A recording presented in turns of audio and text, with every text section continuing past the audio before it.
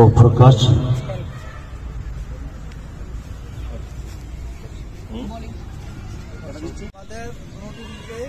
আমাদের দেশের তরফ থেকে অনেক অনেক শুভেচ্ছা ফাইনালে ওঠার জন্য। আচ্ছা, ফাইনাল খেলার আগে কিছু নিয়ম দিয়ে আমরা একটু করে দিতেছি। হ্যাঁ, প্রথম 40 ওভারে খেলা হইব। প্রথম 8 ওভার ফার্স্ট পাওয়ার প্লে। প্রথম পাওয়ার প্লেতে 38 সার্কেলের বাইরে মাত্র 2 জন থাকবো, এটা হচ্ছে নিয়ম। দ্বিতীয় পাওয়ার প্লে শুরু হইব 9 ওভার থেকে, মানে 8 ওভার 1 বল থেকে 32 ওভার অব্দি। তখন 4 জন বাইরে থাকবো 38 এর বাইরে। আর লাস্ট পাওয়ার প্লে মানে 32 ওভার 1 বল থেকে 40 ওভার। আর লেগ সাইডে 5 জনের বেশি ফিল্ডার দেওয়া যাবে না, পাওয়ার সার্কেল এবং বাউন্ডারি সহ। 5 জনের বেশি থাকলে নো বল কিন্তু। আজ কিন্তু কিছু করতাম না, কিন্তু আজকে কিন্তু করা হইতো না। আর এখানে আমরা রিটার্ন ক্রিজ দিছি। রিটার্ন ক্রিজে যদি পিছনের পা যদি রিটার্ন ক্রিজের দাগে লাগে, সঙ্গে সঙ্গে আম্পায়ার নো বল দিয়ে দিব কিন্তু। ঠিক আছে?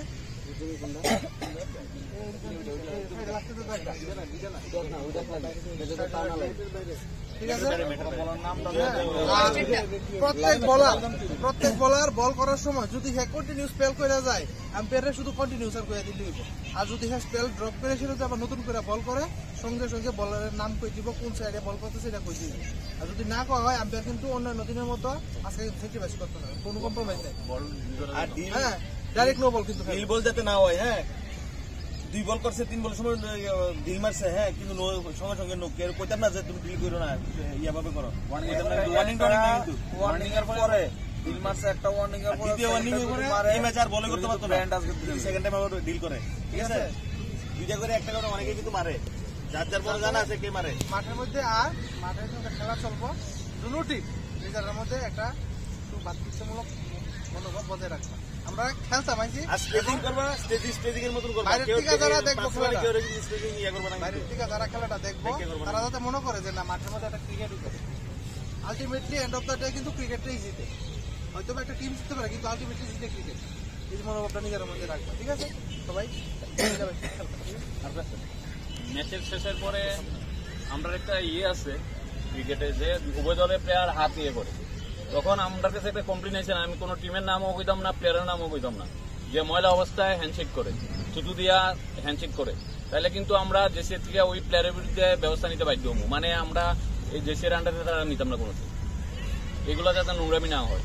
ঠিক আছে, এটা আমরা একটু স্যার দুটো টিমের স্যার একটু লক্ষ্য রাখবেন। হ্যাঁ, সবাই কিন্তু আজকে আমরা হয়তো বা 2টা স্কুলের থেকে খেলতেছি, আগামী দিন আমরা কিন্তু জেসির তরফ থেকে খেলবো।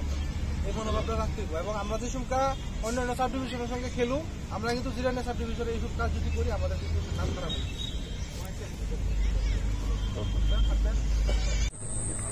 শ্রী শঙ্কর সাহা জেসি মেম্বার আমাদের মাঠে আছে, প্রাক্তন কোচ শ্রী বীরেন্দ্রদেব মহোদয়,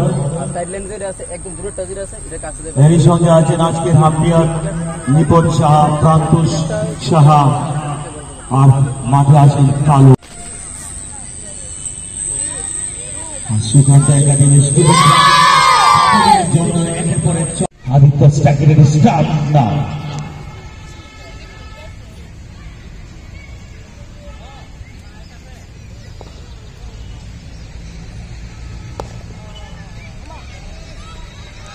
প্রথম বলি রান নিয়ে নিলেন রানীর বাজার প্রত্যাবর্তন, প্রথম থেকে আক্রমণ।